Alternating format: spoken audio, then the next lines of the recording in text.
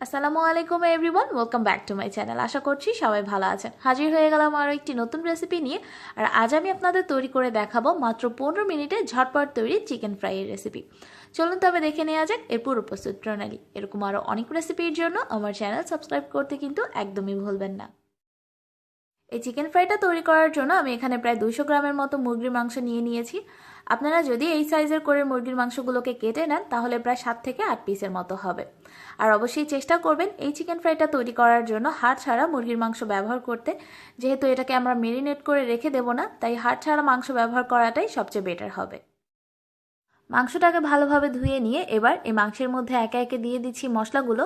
প্রথমেই দিচ্ছি 1 চা চামচ পরিমাণ রসুন বাটা, এরপর দিচ্ছি 1 চা চামচ পরিমাণ আদা বাটা, দিচ্ছি হাফ চা চামচ পরিমাণ হলুদের গুঁড়া, 1 চা চামচ পরিমাণ মরিচের গুঁড়া, তবে মরিচের গুঁড়ার পরিমাণটা আপনাদের ঝালের টেস্ট অনুযায়ী কম বা বেশি ব্যবহার করতে পারবেন।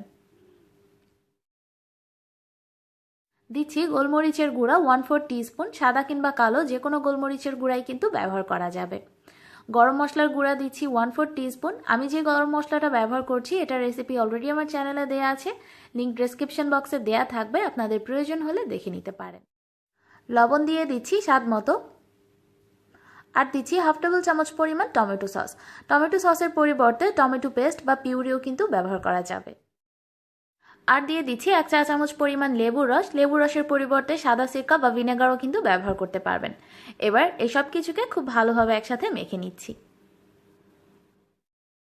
মশলাগুলো খুব ভালোভাবে মেখে নিয়ে এবার সব শেষের মধ্যে দিয়ে দিচ্ছি 3 টেবিল চামচ পরিমাণ কর্নফ্লাওয়ার। কর্নফ্লাওয়ারের পরিবর্তে ময়দা, বেসন কিংবা চালের গুঁড়া যে কোনোটা ব্যবহার করা যাবে। আপনার হাতের কাছে যেটা থাকবে আপনি সেটাই ব্যবহার করতে পারবেন। এবার কর্নফ্লাওয়ারটাকে খুব ভালোভাবে মুরগির গায়ে আমি মেখে নিচ্ছি। আর আপনারা চাইলে এই কর্নফ্লাওয়ার ব্যবহার না করে বেগুনি ভাজার জন্য আমরা বেসনের যে ব্যাটারটা তৈরি করি সেই বেসনের ব্যাটারের মধ্যে ডুবিয়েও এই চিকেনগুলোকে ভেজে নিতে পারবেন। কর্নফ্লাওয়ারটা ভালোভাবে মিশিয়ে নেওয়া হয়ে গেলে এবার চলে যাচ্ছি চিকেনগুলো ভাজতে। এবার চিকেনটাকে ভাজার জন্য চুলায় একটা প্যান বসিয়ে এতে পর্যাপ্ত পরিমাণ তেল নিয়ে নিয়েছি।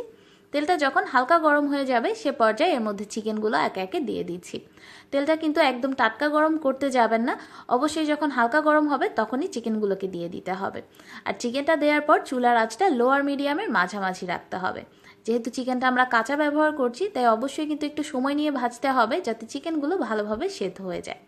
আর চিকেনটা তেলে দেওয়ার আগে অবশ্যই কর্নফ্লাওয়ার দিয়ে চিকেনের চারপাশটা ভালোভাবে কোট করে তারপর তেলের মধ্যে দেবেন।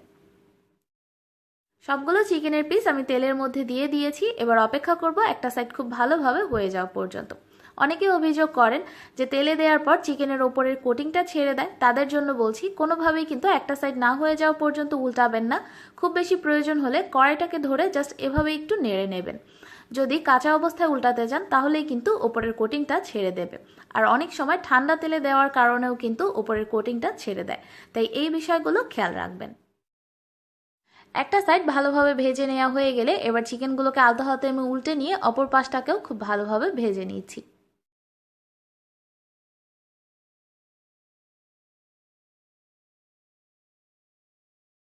চিকেনগুলোর এপিট ওপিট খুব ভালোভাবে ভেজে নেওয়ার পর এবার এগুলোকে তেল থেকে তুলে নিচ্ছি। আমি একটু কড়া ভাজা পছন্দ করি তাই গাঢ় করে ভেজেছি, আপনারা চাইলে আর একটু হালকা করে ভেজে নিতে পারেন। আর চিকেনগুলো হয়েছে কিনা সেটা বোঝার জন্য চাইলে একটা টুথপিক দিয়ে চেক করে নিতে পারেন। যদি দেখেন টুথপিকটা সহজেই চিকেনের মধ্যে ঢুকে যাচ্ছে তাহলেই বুঝবেন চিকেনটা ভালোভাবে সেদ্ধ হয়ে গেছে। তৈরি হয়ে গেল খুবই সিম্পল এবং সহজ একটি চিকেন ফ্রাই। এই চিকেন ফ্রাইটা যখন আপনারা ভাজবেন তখন এর সুগন্ধেই বুঝতে পারবেন যে এটা খেতে কতটা ভালো লাগবে। আশা করছি আজকের রেসিপিটি আপনাদের ভালো লেগেছে। এই রেসিপিটি অবশ্যই একবার ট্রাই করে দেখবেন। এই রেসিপিটি ভালো লাগলে লাইক কমেন্ট শেয়ার করতেও একদম ভুলবেন না। আজ এ পর্যন্তই, সবাই ভালো থাকবেন, আমার জন্য দোয়া করবেন। আল্লাহ হাফেজ।